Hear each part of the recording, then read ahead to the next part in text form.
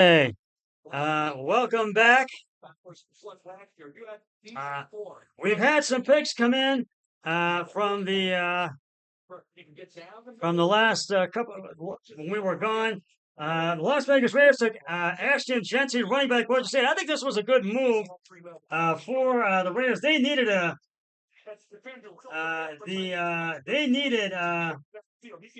running back to add to their depth offensive line. Number seven with the number seven pick, the Jets took Armand Membo from an offensive tackle from Missouri, and I think the Jets were looking to add some depth to their offense, and I think that was a good move for them. Carolina took a Tessaroa McMillan, wide receiver Arizona, and I think Carolina was looking for a wide receiver to add some depth to their offense. The New Orleans Saints with the number nine pick to Calvin Banks Jr., offensive line Texas. They needed to add some depth to their offensive line. And with the 10th pick, the Chicago Bears took tight end Colson Loveland from Michigan. I think they were looking to take him. I think the Bears were. So I think they needed to give some help. And yeah, they Yeah, did Williams. need that. And as I mentioned, this projected trade, to get back to George Karlaftis as a counterpart for this projected trade would be a stunner for many reasons. But in this prediction, the Browns acquire Kansas City Chiefs. Would acquire the Kansas City Chiefs defensive end George Karlaftis, and 2025 third round pick, number 95, in exchange for a 2025 second rounder, number 33, on top of a 2026 pick in the same round. And it would represent a complete change for both organizations, yet give Cleveland the opportunity to pass on Penn State star Abdul Carter and not feel bad about it. We know the Giants took Abdul Carter, so the Browns will not be getting Abdul Carter. And through just 3 seasons, Karlaftis has had 24.5 sacks in the regular season and ranks second all time in Chiefs history in playoff sacks. And for a franchise that has employed Derek Thomas, Neil Smith, Chris Jones, Frank Clark, and more, that's a remarkably impressive fest. Karlaftis is the real deal. He has 2 years left on his rookie deal, assuming his fifth-year option is exercised, and he raises his game in the biggest moments. Karlaftis could help transform the Browns' culture while providing a championship experience that Cleveland so needs and so wants. So, do you think this could happen? Because I think he would be a good counterpart for Myles Garrett, but I don't know if this is going to happen or not. Do you think this possibly could happen and be a stunner? I mean, it's possible, but now that they drafted a defensive tackle in the first round, a defensive lineman in the first round, I don't know if they're going to necessarily need another one. I mean, you could always use more of it, Yeah, but yeah, and we could always use more, but we're not sure if we need another one. And right now, the 49ers are on the clock right now, and the pick is in. We're just and the waiting. pick is in. We're just waiting to hear the name of who that pick is, and we will find out in just a few moments. Now, it hurt not to draft a quarterback, uh, though, based on the underwhelming reviews of this class, that may be for the best. A Browns roster with Hunter Garrett and Karlaftis is a lot better than one without that trio. And Cleveland has to draft capital to make this happen. But they do need to draft a quarterback, I feel, I and I do. think they are going to do that. But they're leaning into their strengths is a good idea. Let's the Browns take a scoring and build a stellar roster for the future when they eventually find their long-term option at quarterback. Now, they do need to find a long-term quarterback, and because we have not had a decent quarterback since Bernie Kosar, I mean, and we've gone through so many quarterbacks that have been bust, and now the most recent was Watson. And so we do need a decent quarterback, Mitch. I think you would agree with that. I agree with that. I know I've heard rumors that the Browns like Jalen Milroe from Alabama because he did play for Tommy Rees, who's now the new Browns offensive coordinator. Yeah, you're right. And so we'll see what happens when they do find. We'll see what they can find for a Yeah. long-term quarterback. We're about to find out who the 49ers took, and we're going to talk about the New York Giants, are another team that did not have a great season, and the Giants also need a lot of pieces of the puzzle. I think you would agree with that. And as you know, the Giants, the Giants To the main stage video stream for a special message from United States Service signed former Seahawks and Steelers quarterback Russell Wilson. And when we have a special announcement from Yada Aerobase United States Forces in Japan. So let's listen in on that. Marine Corps and the Navy. We are proud to announce that this year we are celebrating our 250th anniversary. We are grateful for the opportunity to partner with the NFL Salute to Service and the USO in introducing the San Francisco 49ers 2025 draft pick. With the San Francisco 49ers draft pick, back to you in Green Bay. And we are about to find that out in just a few moments. And we're about to find out right now, as a matter of fact. Here's the commissioner. And here's Commissioner Roger Goodell. Let's listen in. Thank you to our men and women who serve in the United States military for your sacrifices to defend our country's freedom.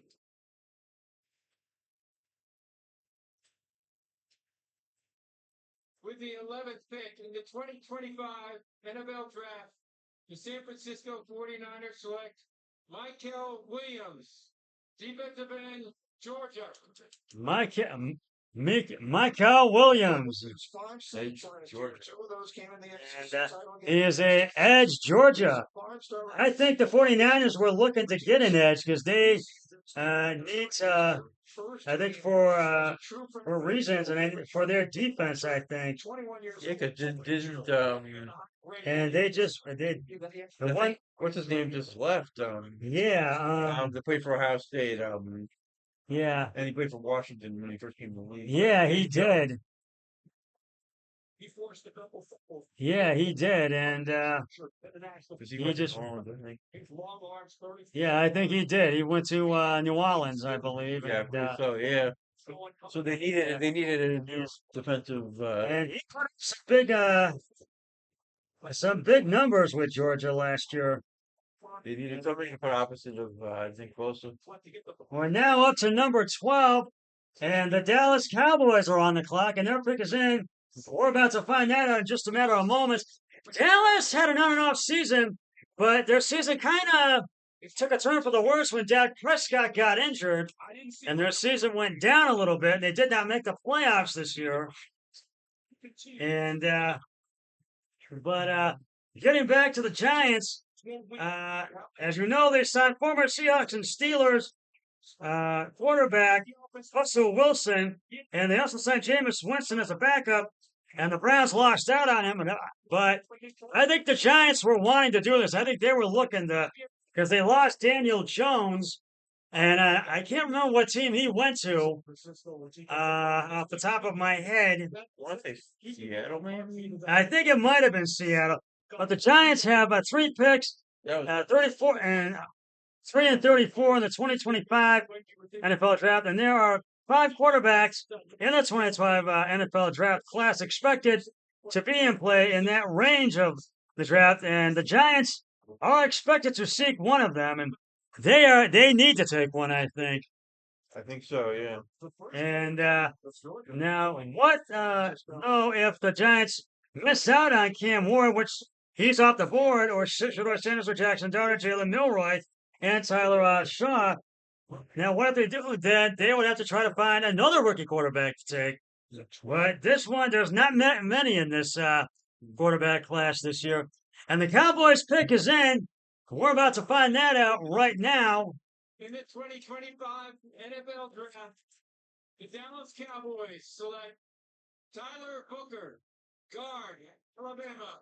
Tyler Booker, guard Alabama. And I just looked up my phone. And I think they were looking to get him because they needed a guard because the one they had was just not he was not producing last year, and they have very few. The guard they had very few made very few plays with Dallas last year.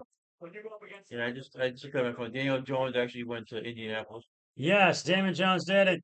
The Miami Dolphins are now on On the the clock. clock, yeah. With number 12, we're now at number 13. We're a dozen picks through this already. 12. Now we're into 13, so we have 19 to go in this first round. Now, Giants head coach Brian DePaul reminded at the owners meeting, to everybody at the owners meeting a few weeks ago, that everything's got to fall into line to get the quarterback you want because you don't know when they're going to get taken. And I agree, and the Browns need to have things fall into line for them. So that ties in right along with both the Giants and the Browns.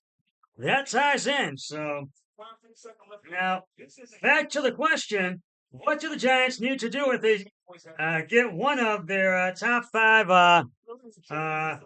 quarterbacks? And they're going to need to really develop them before they start them. I think it's going to take a while for them to develop them, whichever one they decide to take. Derek Clayson of The Athletic has an outside-the-box idea in naming best fits for quarterbacks in the upcoming draft. Clayson matched the Giants and Notre Dame quarterback Riley Leonard, Clayson wrote. Brian DePaul's best work over the years outside of his time with Josh Allen was at Alabama in 2017 with Jalen Hurts and in 2022 with Daniel Jones. Through different quality players, Hurts and Jones can both generally be described as sturdy athletic quarterbacks with the arm talent to push the ball down the field, and a little bit, both players added something to the offense via their mobility, and DePaul took advantage. He really did. And aside from maybe Milroy or Leonard and DePaul's best swing at the kind of athlete, 6'4", 218 pounds with serious wheels, he's really explosive in short areas and excels when really gets to stride out. And similar to Jones, he's clearly a weapon in the designated run game and the red zone, that's what a quarterback needs to do. They need to be a weapon in the run game and the red zone, and they got to get rid of the ball quick. They got to not hold it for so long. And I think the Giants want to find that quarterback. And we're still waiting for the Dolphins pick to come in. Leonard still has a lot to prove as a passer, but his athletic ability and toughness gives him a floor to work with while he figures it out. Leonard, interestingly, may have more from the NFL itself than from the media-based draft scouting community. He is widely considered a likely day 3 pick. And Mitch, I think you'd agree with that. I think you'd agree. Yes. Yeah, I think that he's widely considered a day 3 pick, and that very well could be. And the NFL mock draft database lists him as a quarterback 10 overall prospect, number 163, putting him somewhere around round 5. Dave Brugler of The Athletic has a round 4 and 5 grade on Leonard. Now, in his draft guide, Brugler writes, and I'm going to tell you this right now, with his instinctive athleticism, Leonard impacts the game in different ways, including as a ball carrier, scrambler, and when excessive maneuvers to stay alive in the pocket. And the Dolphins pick is in. We're going to find that out in just a few moments. And as a passer has a quality arm, but wasn't able to let it loose on his 2024 tape, and will need to prove that. He has the anticipation and placement to push the ball downfield overall. Now, Leonard has an interesting upside because of his athletic passing tools and elite makeup, but it will take time for him to develop NFL caliber field vision and pocket rhythm. He projects as a backup in a scheme that leverages his mobility. Now, on his most recent podcast, through Todd McShay of the Ringers said that per his sources, Leonard and Will Howard of Ohio State are the only quarterbacks beyond the top 5 who have an outside side of being selected on day 2 of the NFL draft, and that very well could be, because there could be a lot of quarterbacks decided on day 2 of the NFL draft. We're waiting for the Miami Dolphins pick to come in. We're going to take a break. We'll be back with segment 3 right after this. $6 never tasted so good.